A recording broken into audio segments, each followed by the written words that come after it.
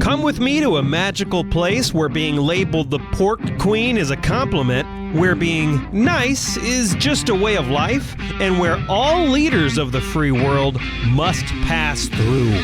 Welcome to Iowa. Whether you're a current Iowan, an Iowa expat, or an Iowan at heart, this show is for you. This is the Iowa Podcast. Real Iowans, real talk, no drama.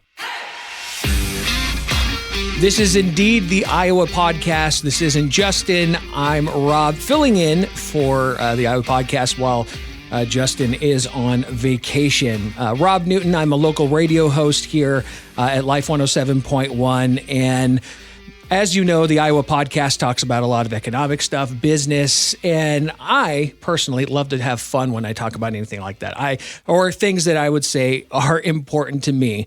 And with me is, for me, a really cool guest. Elizabeth, you might not think this of yourself, but to me, you're kind of a celebrity. And I really, truly mean it. So Elizabeth Weyers is part of the downtown Des Moines Farmers Market. And she is the reason, if you love one of the many people that are the reason, if you love the downtown Des Moines Farmers Market, you're excited for it, she's the one who makes it happen. And with I'm sure, a very large team. Welcome to the program. Thank you. And yes, you said very large team. We're not large at all. Oh, no. We are actually small but mighty.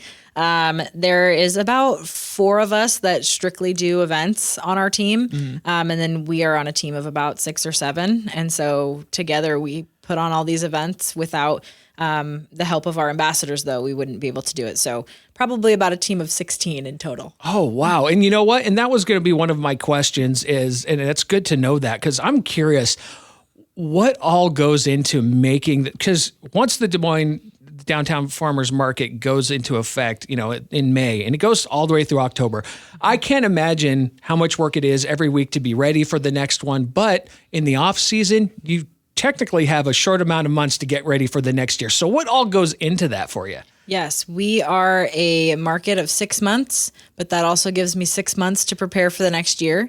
And my favorite question that I get asked is, well, what do you do when it's not market season? And there's a lot that goes into it, from vendor applications to vendor meetings, a lot of vendor communications. So with their meetings and their scheduling and their invoicing and all of the things related to vendors.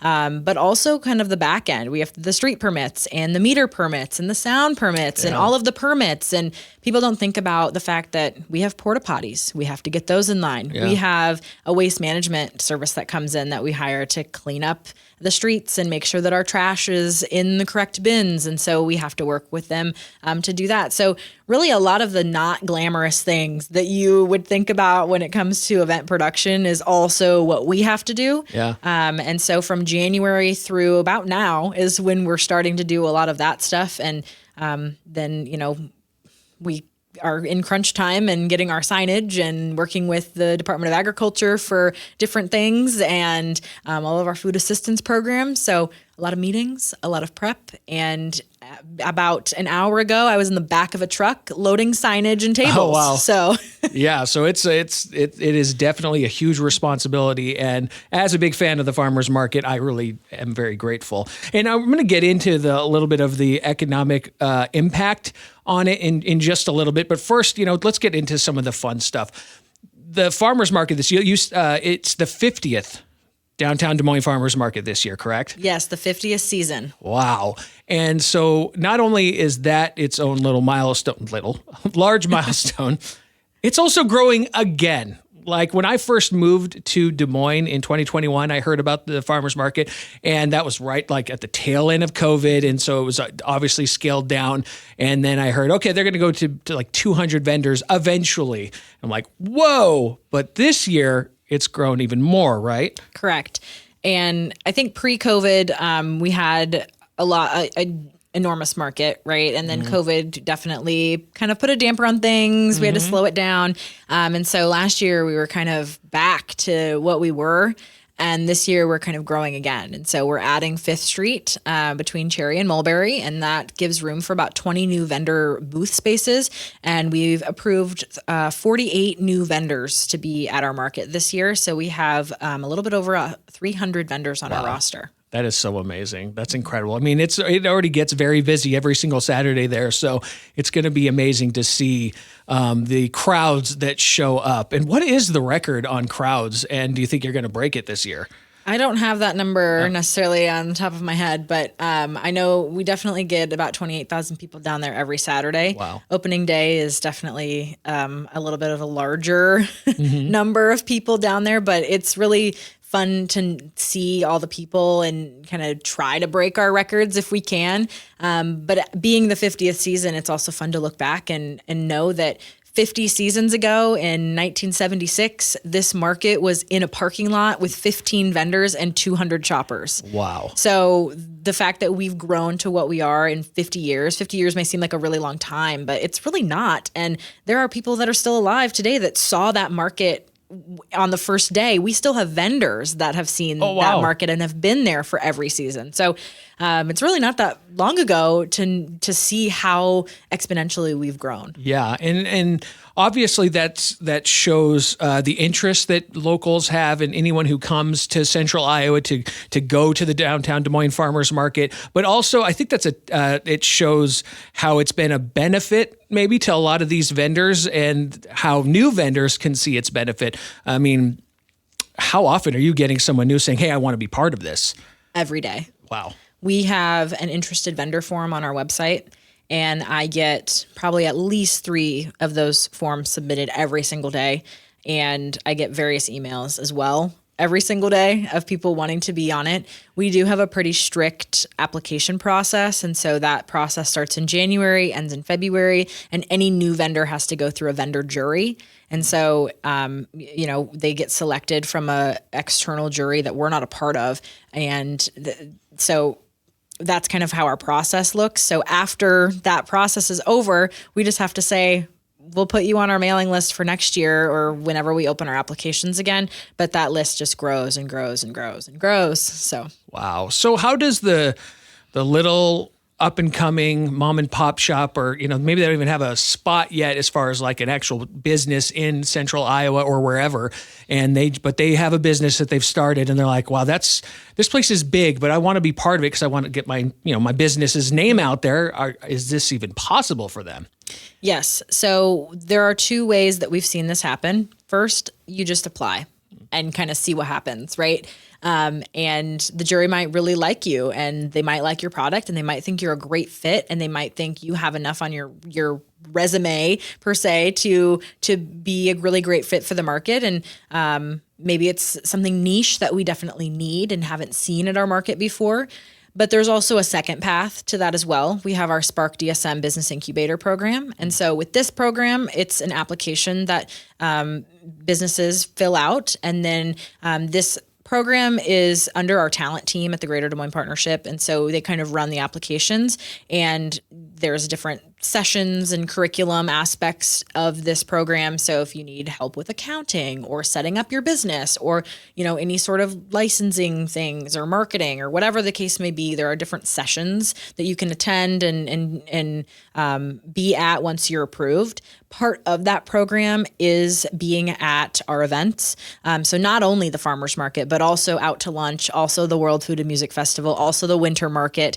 And so we have different options for them, but they get a select number of dates to be at those events. And we set up everything from the tent to their tables to their chairs. We print their signage for them. It is no cost to them to be at our market through Spark DSM. And we've seen, this is our 4th year of the program. We have 19-20 vendors in the program this year that will be at the market. Wow. We have even more that are just doing the curriculum, which is really great as well. Yeah. And we have about 13 vendors at our market this year that have been approved by the jury that were in Spark in 2024.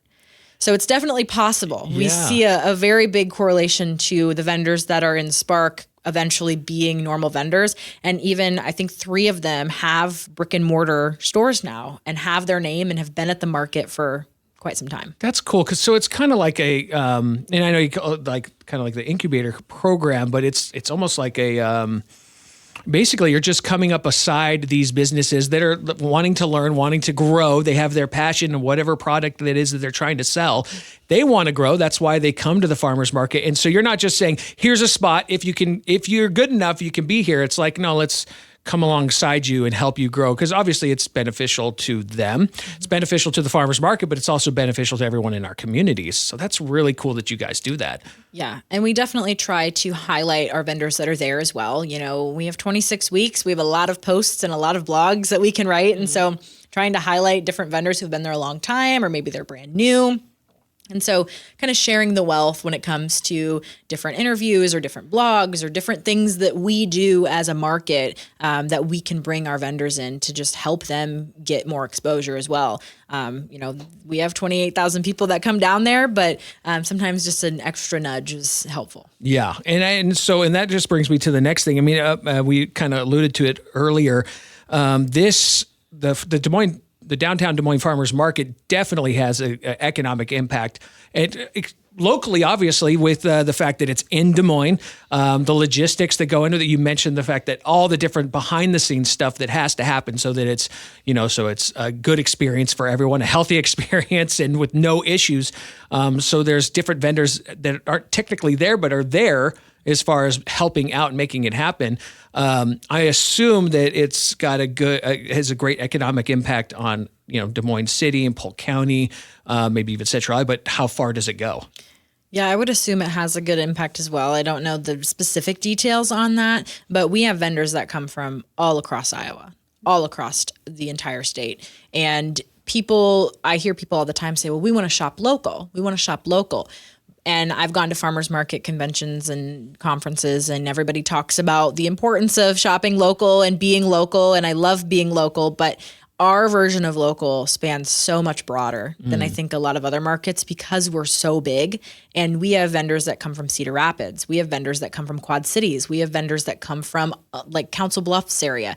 And so our version of local is just so much more broad. This year, we are a member of Choose Iowa. And so that's going to hopefully help share with people that you can buy things that are grown and made and created here in the state of Iowa to kind of help build on that, economic development growth and kind of build on the idea of choosing local. We do have some vendors that are from out of state and in neighboring states as well, but a very large majority of our vendors are from the state of Iowa, from everywhere. And we see people who are coming from all across the nation that are coming to our market. We hear all the time, we're from Michigan and we're here and oh my gosh, does this happen every weekend? And it's like, yes, every single weekend. So we're seeing that, and it might not necessarily be documented on some report that, we can pull and say this many people came from this and this, but we're seeing it and we hear it and we walk around. And if you ask some random person where they're from, it probably won't be Iowa all the time. Yeah. So our reach is definitely very big, and as is our vendor population as well. Yeah. And one thing I notice about just us as Iowans, the shop local, like it is the whole state. Like that for us, it really is local. Also because we're very much for each other, which is really cool on this level. It's like, hey, I've got this new, set of produce or whatever it is, and I'm going to be at the farmer's market. You learn about it, you see it on social media, or I have a new bakery, making these cupcakes, or I'm making Adirondack chairs, or, something like that. And people are like, I'm here for it. I want to get your product. It doesn't matter that you're from Cedar Rapids. You're Iowan, that kind of feeling, which is, there's that feeling of this is us kind of a thing down at the farmer's market, which is really neat. Yeah. So I would imagine that, because you said you've got vendors from back to the beginning of 50 years, yes. I'd imagine the profits for these businesses, they're seeing that each and every week as each farmer's market happens. I would imagine. We don't get a lot of details on kind of what they make, but we have returning vendors every year. Yeah. And we have a couple that have been there for all 50 seasons, but a large majority, if you go ask them, they've been there for 20 plus years. We have new vendors every year, and we try to kind of keep adding if we can because we want to give everybody a chance. But it is very overwhelming that not overwhelming, I shouldn't say that, but there's an overwhelmingly amount of vendors that have been at our market for over a decade. And that's really awesome to see that they want to keep coming back and that this is obviously a profit for them. And some of them, it's not even a profit, it's their family's legacy. Yeah. And we have a couple vendors that this is their fourth generation being at the market, and their whole family is there. Wow. And they come and set up together and they take photos. And we're now seeing that with some of our newer vendors and vendors that, we had a Spark vendor last year, and his whole family would come and watch him set up, and they would take photos, and they were just so happy to be there. And I can't wait to see them this year, because I can imagine it's the same thing. But we have the same excitement from vendors who have been there 50 years and vendors who are brand new, which is really incredible to see. And it just kind of shows that even if it's not worth it in a monetary sense, which I'm sure it is, it's worth it to them to just come and be here and kind of share that experience. Because at the end of the day, we're not forcing anyone to be there. They want to be there, which is so awesome. And as a market manager, like, you want people to be at your event, whether they're a vendor or a patron or an employee, you want them to be there. And we want them to be excited about being there as well. And so to see that is it's really reassuring that we're doing a good job of what we're supposed to be doing to get people down there. Yeah. And you know what? You're clearly a well-oiled machine. Like, at least that's how it looks from someone just coming in and watching and going. And it's all very well done. And clearly from behind the scenes and how you vet certain vendors and come alongside certain vendors to help them grow, to help the farmers market. Do you ever have like other farmers markets, like even out of state or someone else, they're like, what are you doing? Because we need to be doing the same thing. Are you becoming an influence for other places? I don't know. We have other markets, yes, in the state of Iowa that have reached out and asked, and I go to a farmers market conference every year. And it's my first year as manager, it was kind of me learning. And then this year it was kind of me trying to be like, yeah, actually, I've had that experience. Let me share that with you. But I would by no means take credit for this market, right? Like, individually, I cannot do that. I think it definitely lays on all of my predecessors.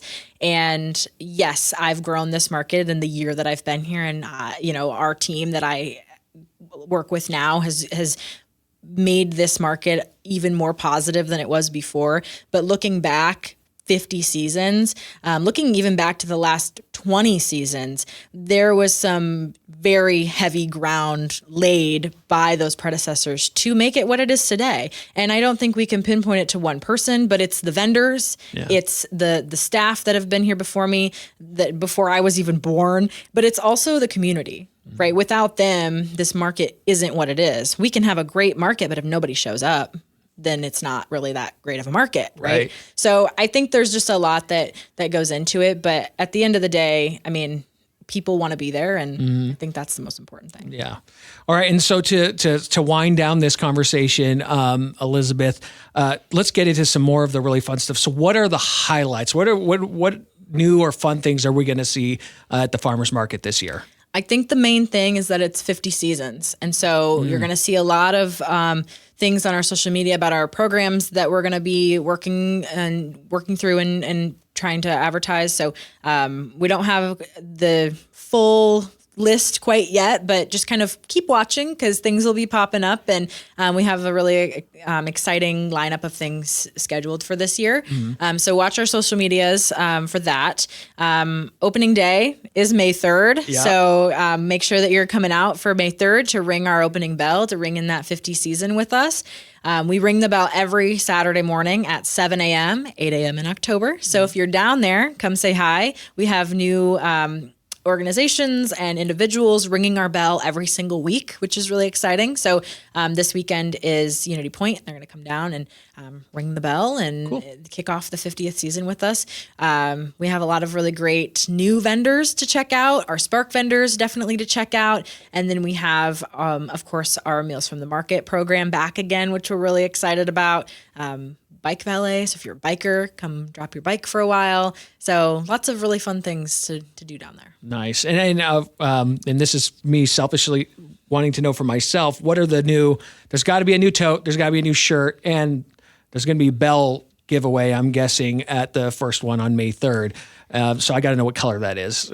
And if you could tell me, because I already have a collection. So well, we are giving away a new bell. You'll have to come down to see it. Okay, because but it is a 50th commemorative bell, as is our T-shirts, and our tote bag is a really fun tote bag that's matching all of our creative this year. So we're really excited. That's so awesome. Okay, Elizabeth Weyers of the Downtown Des Moines Farmers Market, thanks so much for taking your time to be with us, because I know you're busy, especially this week, getting ready for May 3rd. Again, thanks for coming on the program. Thank you. We'll see you down on Court Avenue. So if you haven't already, make sure you follow the Downtown Des Moines Farmers Market on Facebook, on Instagram. That's where you'll be able to find all those updates as the farmers market continues throughout the year, like Elizabeth was saying. So on Facebook, Des Moines Downtown Farmers Market. Make sure you follow it. And then on Instagram, it's DT Farmers Market. Again, DT Farmers Market. Thanks for listening to the Iowa Podcast. We'll talk to you later. And to my fellow Iowans, Iowa expats, and Iowans at heart, thanks for listening and subscribing to the Iowa Podcast.